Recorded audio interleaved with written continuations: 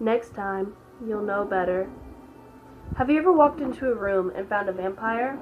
No, no, not the sexy kind, but a foul creature with bony limbs and ashen skin. The kind that snarls as you enter, like a beast about to pounce. The kind that roots you to the spot with its sunken, hypnotic eyes, rendering you unable to free as you watch the hideous thing uncoil from the shadows. Has your heart started racing though your legs refuse to? Have you felt time slow as the creature crosses the room in darkness of a blink? Have you shuddered with fear when it places one clawed hand atop your head and another under your chin so it can tilt you, exposing your neck? Have you squirmed as its rough, dry tongue slides down your cheek, over to your jaw, to your throat, in a slithering search that's seeking your artery? Have you felt its hot breath release in a hiss against your skin when it probes your pulse? The flow that leads to your brain? Has its tongue rested there, throbbing slightly, as if savoring the moment? Have you then experienced a sinking, sucking blackness as you discover that not all vampires feed on blood? Some feed on memories? Well, have you? Maybe not. But let me rephrase the question. Have you ever walked into a room and suddenly forgot why you came in?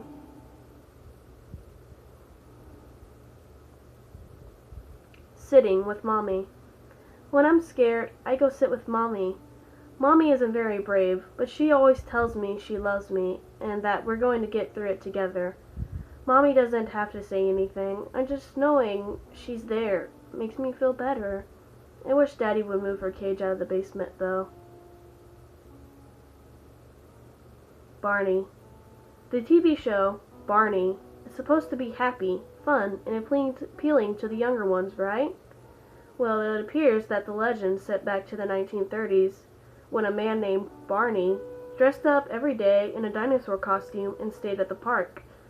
The reason was so he could lure in the little kids and kidnap them. He would force them to be happy all the time, or he would rape or kill them. If the kids acted bad and not happy, Barney would slice their necks.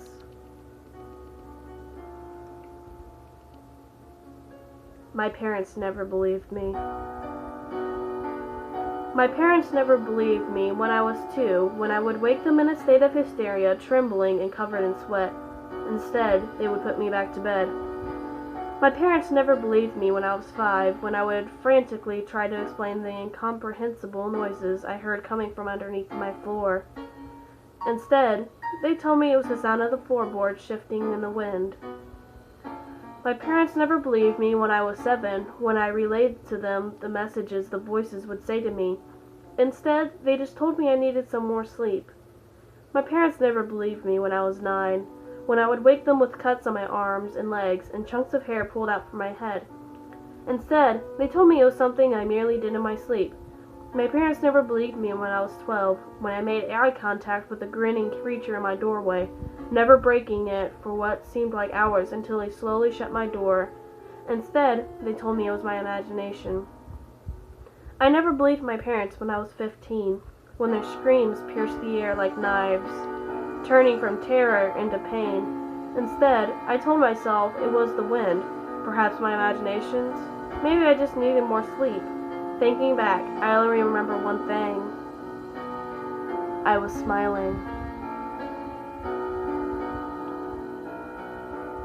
Simon says. Simon says, stand up. Everyone stands up. Simon says, lift your arms over your head. The rules are simple and followed as per directions of the game. Run. The command echoes in the room. One girl takes off, running as fast as her feet will carry her. Her hands are tied together in front of her, her legs shackled, and her mouth gagged. She runs awkwardly a few feet, stopping as to not to trip. She continues to run, her restraints making a harsh clanging sound as they furiously work together to allow her movement. Simon shakes his head, a low, sinister chuckle rumbling from his chest. I didn't say Simon says, he said. Her screaming sobs bounce off the walls as he shoots an arrow from his crossbow directly into her back. She falls, her body landing in a pool of blood soaking into her hair and clothing. He turns back to all the other captives. Wide-eyed and trembling with fear, he begins again. Simon Says.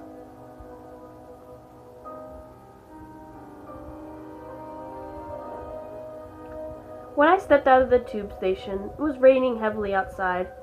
I opened my umbrella and started walking, but something was wrong. The atmosphere was somehow unpleasant. Strange. Every single person I walked past didn't have an umbrella over them. Everyone was silent and looking grim, and they walked on, all facing the same direction. Then suddenly, a taxi stopped by, and the driver put out his hand and beckoned me to come over. I gestured to him that I didn't need a taxi, but the taxi driver said, "Come on, get in." He was so insistent that I had to give in. Besides, I wanted to get away from this unpleasant atmosphere. Later, the driver, pale-faced, said to me, "Well, you know, when I saw you walking as if you were trying to avoid bumping into people on an empty street, I thought I should help you."